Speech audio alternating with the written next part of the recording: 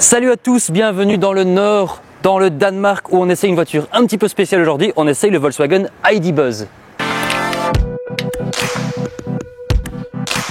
Le nouveau Volkswagen ID. Buzz, comme vous pouvez le voir, c'est la réincarnation du fameux VW Combi, le vieux van Volkswagen des années 60. Mais surtout, et plus important encore, l'ID. Buzz, comme son nom l'indique, c'est le ID. Donc il fait partie de la famille électrique de Volkswagen.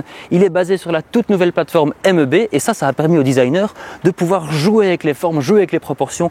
On a des petits porte-à-faux, un grand empattement et puis il y a des jouets de design un petit peu partout. Ici, on voit que la face avant est très large, mais encore une fois, le porte-à-faux est très court. On a bien évidemment le gros logo Volkswagen à l'avant, comme sur les T1 et les T2. Ici, dans le bas du pare-choc, on trouve cette forme spécifique que Volkswagen applique notamment sur les Golf GTI et sur leurs autres versions sportives. Et on voit vraiment qu'il a une forme de concept car, il a vraiment une esthétique vraiment de concept car, c'est vraiment ça.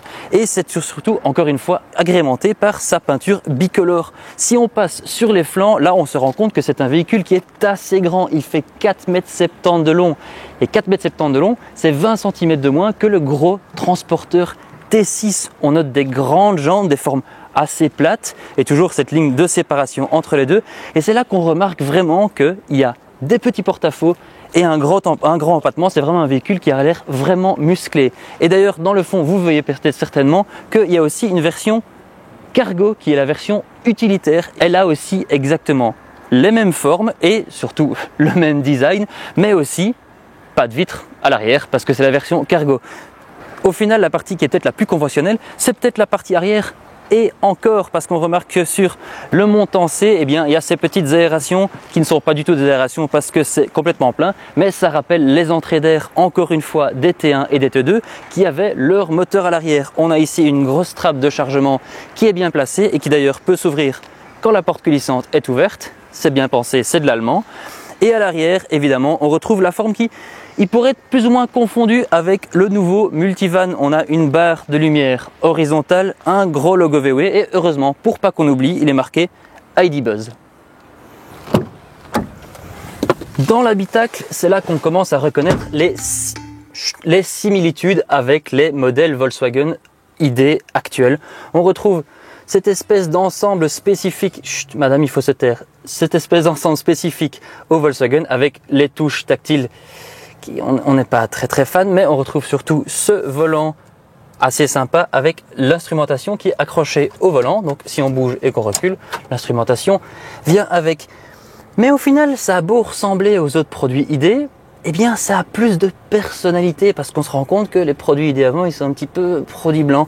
Ici, c'est bien fini, c'est du plastique dur, mais bon, c'est une camionnette, on s'en fout un petit peu. Ce qui est surtout important, c'est qu'il y a du beau métal sur le tableau de bord. Ici, on a un joli bois, il y a des couleurs intéressantes par-ci par-là.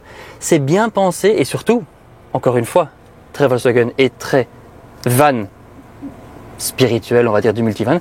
Il y a plein de petits rangements partout. Ici, on a des porte-gobelets. Il y a des petits rangements ici dans la planche centrale. Il y en a un ici encore. Il y en a là, il y en a là. Une console centrale qui peut même être complètement escamotable. C'est très pratique, c'est très utile et c'est bien pensé.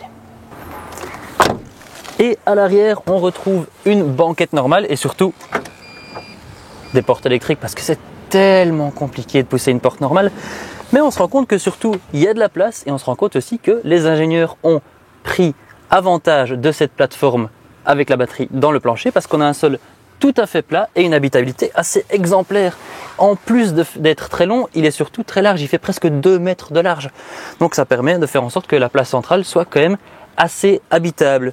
Notons, tant qu'on est assis à l'arrière et qu'on voit bien, que l'habillage des sièges est fait à partir de plastique PET. PET, c'est des bouteilles de plastique recyclées. Donc l'habitacle, il est aussi vegan, tout comme le cuir, qui n'est pas du cuir.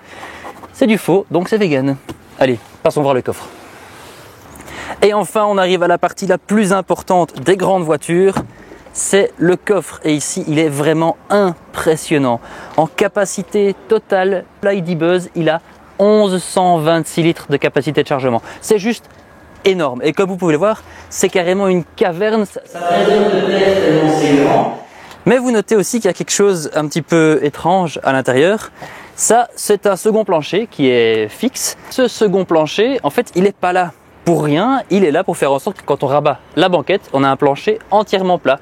Parce que malgré qu'il y ait une batterie, eh bien le plancher il n'est pas tout à fait plat parce que en dessous du coffre ici à l'arrière, il y a un moteur et VW a voulu nous cacher un petit peu cette histoire-là en mettant ce double plancher et cette banquette. C'est un petit peu étrange et d'ailleurs ça nous amène à 3 points négatifs sur ce Volkswagen ID Buzz.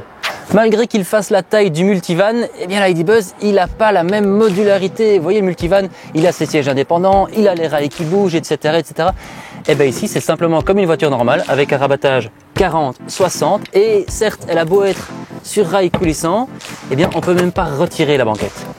Malgré qu'il ait une version 100% utilitaire comme celle-ci, avec le poids de la batterie, eh bien la charge utile n'est que de 648 kg. Malgré qu'on soit en 2022 et que ce soit une voiture high-tech, eh bien en Belgique, la navigation c'est toujours une option.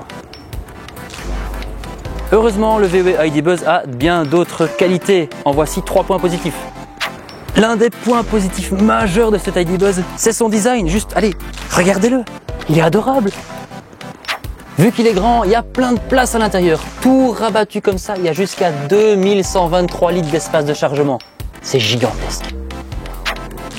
Malgré son grand empattement, il a un rayon de braquage tellement petit qu'il bat même une Golf. Regardez comment c'est pratique.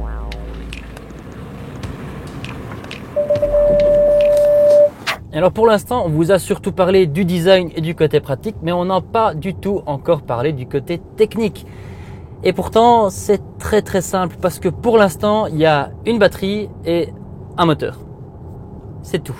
Cette batterie, elle fait 77 kWh et elle est bien évidemment logée sous le plancher. Si vous connaissez la plateforme MEB du groupe Volkswagen ou les autres voitures électriques du groupe Volkswagen, vous savez que la batterie de 77 kWh, c'est la plus grosse batterie qui est actuellement disponible sur cette plateforme.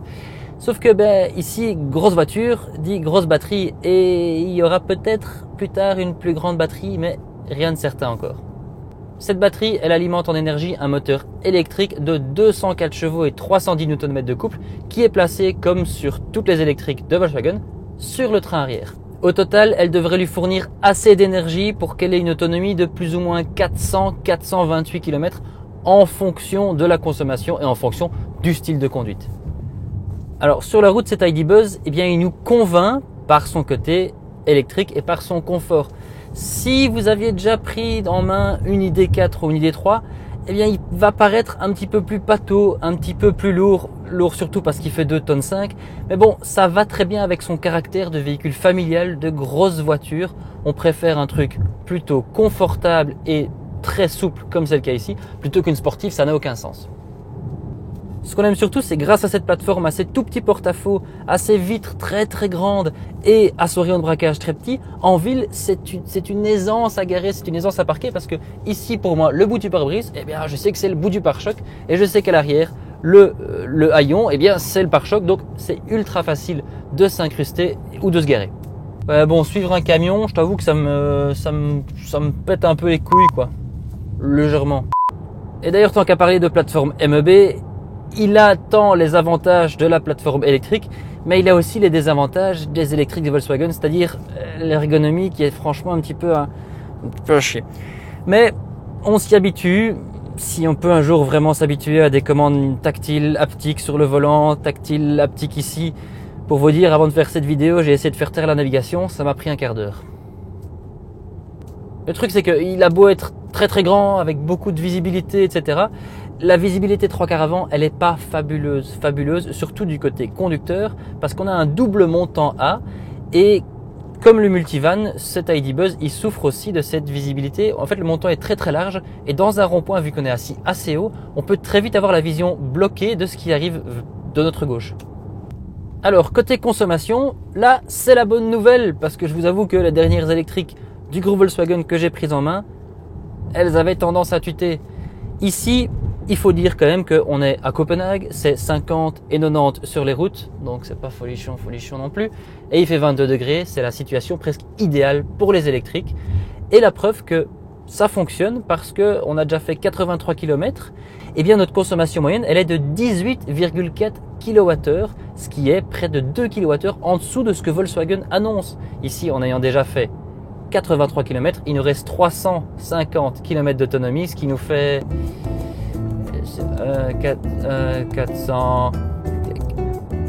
430, c'est bon, 430 km d'autonomie, ce qui franchement est assez bon et c'est surtout un petit peu plus qu'annoncé. Bon, c'est beau tout ça, mais ça coûte combien? C'est là que ça fait un petit peu mal parce que le prix d'entrée de gamme de l'ID Buzz Pro, donc cette version 77 kWh, 204 chevaux, c'est 60 699 €. Autant dire que c'est près de 15 000 € de plus qu'un ID4 sans vraiment offrir plus de place assise, mais en offrant bien plus d'habitabilité, ça c'est certain. Et notons encore que la voiture qu'on essaye ici, avec tout son équipement optionnel, eh bien, elle fait monter le prix. La version cargo, quant à elle, elle s'affiche à 43 600 €, mais ça c'est parce que c'est hors TVA, parce que c'est un véhicule utilitaire. Au final, cette ID Buzz, que ce soit sur la route ou au niveau du look, eh bien c'est une voiture charmante. Malgré ses petits défauts, son ergonomie un petit peu brouillonne, sa modularité un petit peu brouillonne aussi, eh bien on ne peut s'empêcher de l'aimer et de la trouver vraiment charmante.